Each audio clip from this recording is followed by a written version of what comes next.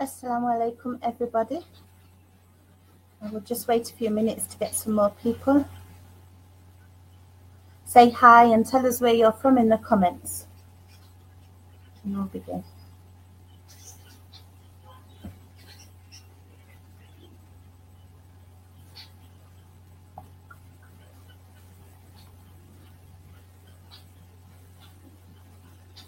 Assalamu alaikum.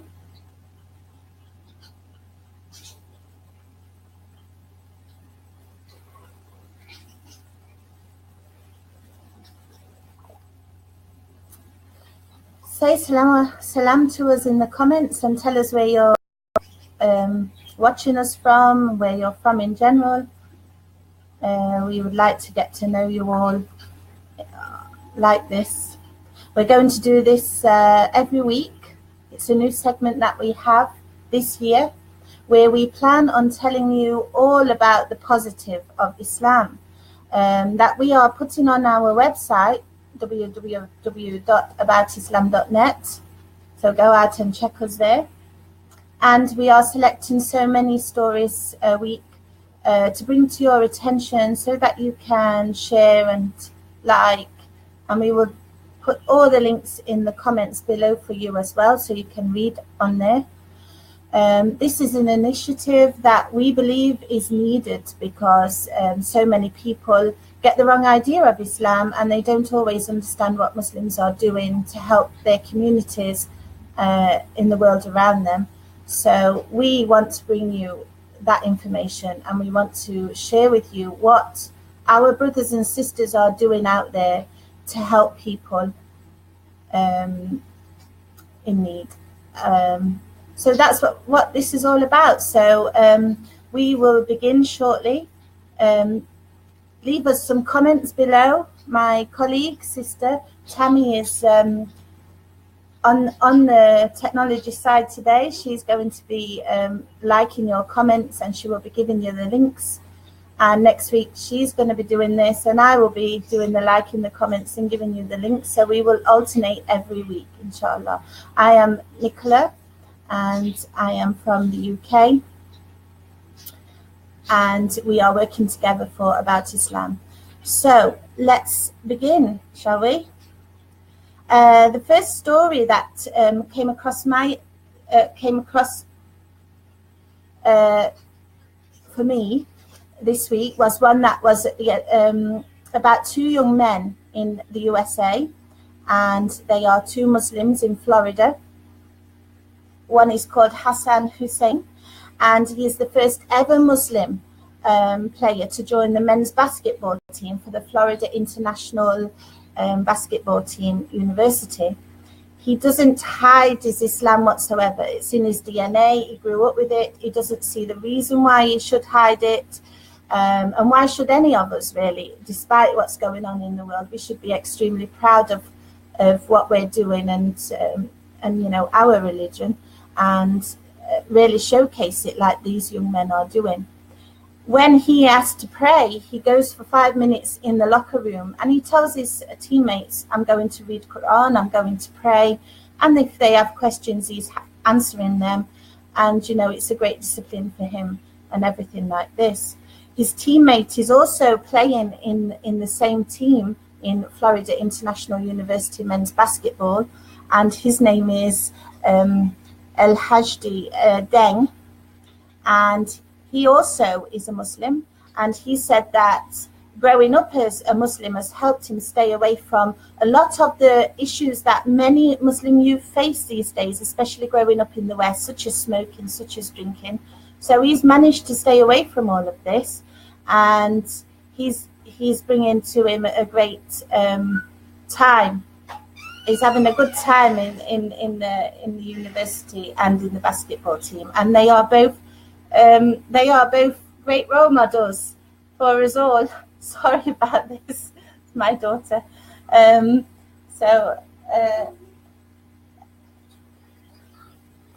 and sit there. The second story that I want to tell you about is a great article in our Sharia section last week. Many of us, in fact, all of us in life are going to, she's saying alaykum salam to you about Islam. That's my daughter Layla. Sorry about that, everyone. In the Sharia section, we had a great article on how to get through difficult times. We all face difficult times. This is a given. This is what life is about, and it's about how we deal with this that will determine how well we get through these or not. There is a hadith: no fatigue, nor disease, nor anxiety, nor sadness, nor hurt, nor distress befalls a Muslim, even if it were the prick he receives from a thorn, but that Allah expiates some of his sins from that. And that is recorded in Al-Bukhari and Al-Muslim. As I said, a lot of us are facing many trials and tribulations in life. Some of us have worse trials than others. We can't determine that. All of this is coming from Allah. But the best thing that we can do is think about this hadith and what it really means. We shouldn't give up on the hope or the mercy of Allah. Allah is always there. If he's putting us through this trial, then he's going to get us through it as well. So at the end, there's going to be a light at the end of the tunnel. And I'm sure you've all heard of that saying before. So we have to cling on to the hope and the mercy of Allah. We have to reach out to Allah to help us get through these times. We have to remember that anything that befalls us, any kind of pain, whether it's emotional, mental, or physical, we are going to experience anything like that in life. But at the same time, it's going to take some of those sins that we're doing away from us. And what's good about that? Everything is good about that, because the less sins we are carrying when we are facing Allah, the better, inshallah. So we have to remember this hadith, and we have to remember that these trials and tribulations are there to test us, and we have to have the right attitude to get through them. And this is what this hadith is all about. You can find this article and you can look for more about it, but it's one of the best articles I read last week, and it really shines that light of hope, and it really puts it in your heart when you're going through something. So please, brothers and sisters, always remember that hadith and always have faith and hope in Allah. Assalamu alaikum, Maha. I think you're saying you're from Somalia. Is that correct? Assalamu alaikum. So the next one that we have is all about a convert lady, actually, called Lucy Shah Mohammadi, and she is a Maori Muslim from New Zealand. She has taken on the issue of homelessness in her city of Auckland in New Zealand. Now, of course, we see homelessness everywhere these days, and it's I think getting out of control in a lot of places now. But this lady is amazing, mashallah, and you really have to check out her story, because what she's doing is she's planning on a homeless sanctuary in Auckland, but she's already had a bunch of volunteers help her for 6 months, and they've already been delivering home cooked meals to the homelessness on the streets of Auckland, and she's already been connecting with them. Now, as a younger person, or as a young girl, she was abused, and many homeless people are abused in some way or another. They are vulnerable, they are left out there for society, to do terrible things to them. So she really connects to them on a personal level, and she really helps them. This story really is amazing. It's a really heartwarming story of what Muslims are doing in their community, and she really is making a difference to those homeless people, and not just Muslim homeless people, all homeless people that are living there. And it's a really beautiful story, and it's just been pinned to our comments, so go out and check about this amazing woman, mashallah. May Allah bless her abundantly as well. Now, our Facebook audience is mainly young people. So, assalamu alaikum, all you young people who like to follow us. We really appreciate all your support and all your comments on our articles and on our quotes. And when we put out questions for you to answer, and on our quizzes, we love all the support that you are giving us. It's fantastic, mashallah. Please keep it up. But some people, they often think that the youth in today's world are disrespectful, are rude. They have no time for their elders. Sometimes we think them as brash, as very forward, as very, not shy, not have no modesty about anything. And this is not new.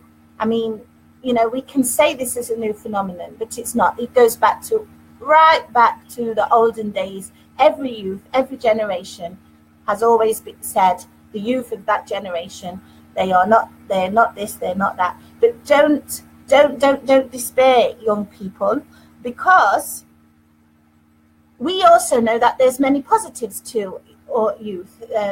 You're energetic, you're hopeful, you're willing to make the change that this world so desperately needs right now, and you want to get out there and make your mark. You are the ones that are going to carry our religion forward in the right way, inshallah. So we have hope for you all, and we've seen you all anyway. We've seen many of you, so we know, that you are brilliant people, mashallah, and we love to hear from you, and we love your comments, as I said. So we have to ask ourselves, how did Prophet Muhammad sallallahu alaihi wasallam, how did he treat the youth? Well, he did it in a very, very beautiful way indeed. He gave them empowerment, which is what we must do. We really must empower our youth to go forward and to really, really take this religion and the initiatives behind many activities that are going on into the next, generation, so they can learn. First of all, he treated the youth as if they had something to offer the community, and you do, you really do. I mean, we see it with our own eyes on our pages. You really, really are so passionate about what you're learning and about your Islam and about your religion and about your cultures. It's amazing. So you have to apply that passion into doing some really great things, inshallah, you all will. And Prophet Muhammad knew that, and he really empowered the youth in that way. He also gave them responsibilities that they could handle. So we're not talking about, let's give somebody a really difficult thing and he's only a young person. No, you have to understand, yes, youth have to have responsibilities, of course they do, but at the same time, it has to be something that they can handle. It's a challenge to them, but they're going to handle it. They're not going to feel overwhelmed by it. And Prophet Muhammad used to do this to a lot of the younger companions, which you can learn about in this great article put out by our Reading Islam team. He also gave them their rights. I mean, a lot of people now take it for granted that, we should get rights and things like this. But, the youth have their rights. The young people have rights just as much as older people do. And it is important that they get these rights as well. Hello, Mahmoud. Hello, Ahmed Musa Boro. Jazakallah. Here to you as well. Prophet Muhammad also, this is extremely important, because he never pushed the youth aside. He never made them feel as if they were insignificant to the society, because it's just not true.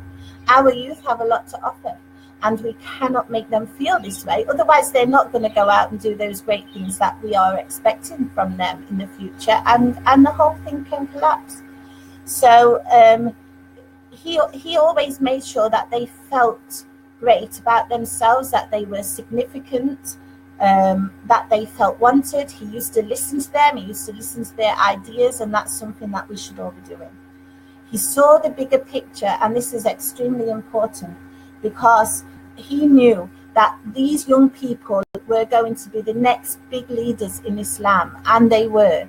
And on top of that, they were going to carry the religion forward. And you, brothers and sisters, our youth, that's exactly what you're going to do. You are the next generation who is going to carry this religion forward in the right way, in the correct way. And you will have so much pride and passion to do that, I'm sure of it. So that's really good. And that's a very good article. You have to check that. The next one I want to raise awareness to is a young British Muslim now by the name of Suaima Manzoor Khan.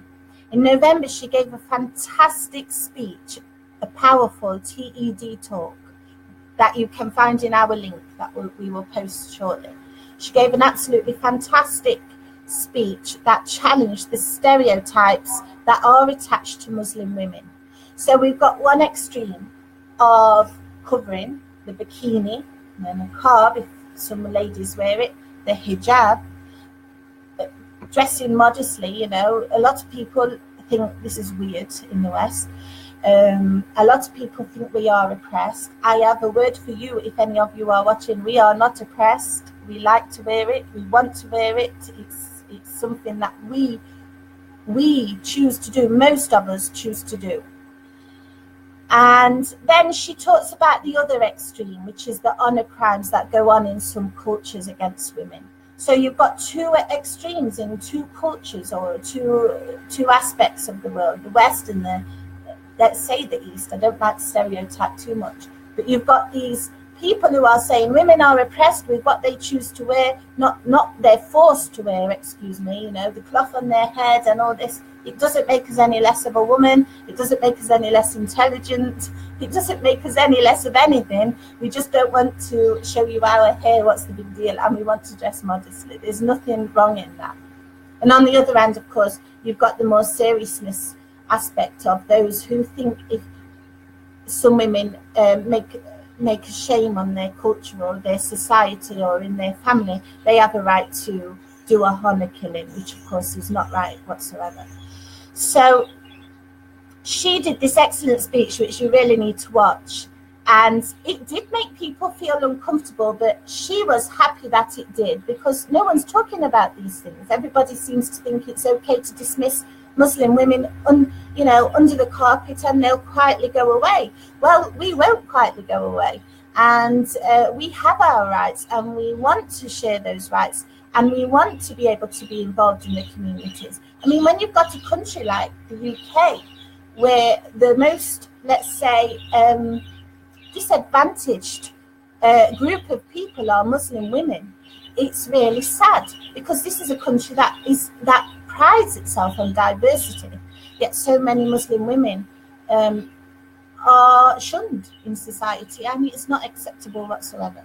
So these things need to be changed, but they can only be changed by us first and our attitudes, and it's us who's got to show that way. We cannot expect somebody who knows nothing about Islam to suddenly know about Islam and to suddenly, be understanding of everything. We have to show them, and we have to do it in a positive light. And this wonderful young girl really did that. So please watch her speech. She's fantastic, mashallah.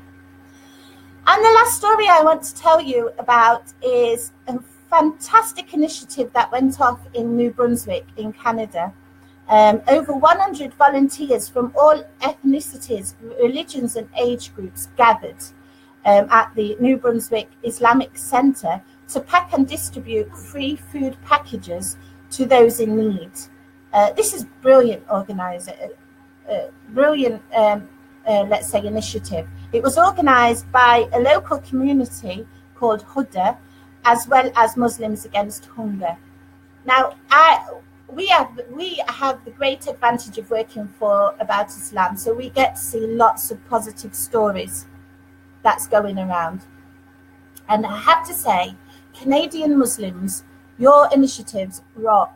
I love reading about everything that you are doing, and we get a lot of them. So big up to brothers and sisters in Canada, and keep it going, because we really love to read about all the fantastic work that you're doing. Actually, from all of you all over the world, keep it up, keep doing what you're doing, and let us, we will have the story. We're going to highlight this in our talks every Monday. So you can expect to have one of these from me or my colleague Sister Tammy every Monday around the same time, with the top stories that we think you should be aware of from that week. You can contact us at www.aboutislam.net, and you can check out all the stories on there. You can follow us on Facebook, Twitter, Pinterest, Google Plus, Instagram, and YouTube. We have a new YouTube channel with our own videos that we are producing, brothers and sisters. So go over there and subscribe and get all our new videos from there. And I just want to raise your attention quickly to our About Islam Winter Refugee campaign that we are running. We are every other day at the moment posting a post about how to help, how you can help donate to those people who are suffering in Syria or in the camps around there, in Yemen, and also in Bangladesh for the Rohingya. So we are posting on there, and we are posting, authorized proper charities that are going out there to help these people survive the winter months, because you can imagine, how cold it is, so you can imagine how it must be in a muddy camp in wet, snow, rainy, windy, terrible conditions that they're living in right now. So keep an eye out for those posts. They are usually posted at 10:30 GMT time PM at night, every other day. So the next one will be tomorrow, because we did one last night. So keep your eyes out for that, and if you can, donate and like and share them if you like. So that's all from me. I hope to see, I will be behind the scenes next week, and my colleague, she will be the one telling you all about the stories next week. But tune in and make this a good success, inshallah. May Allah bless you all abundantly. Jazakallah khair for your support. Assalamu alaikum rahmatullahi wa barakatuh.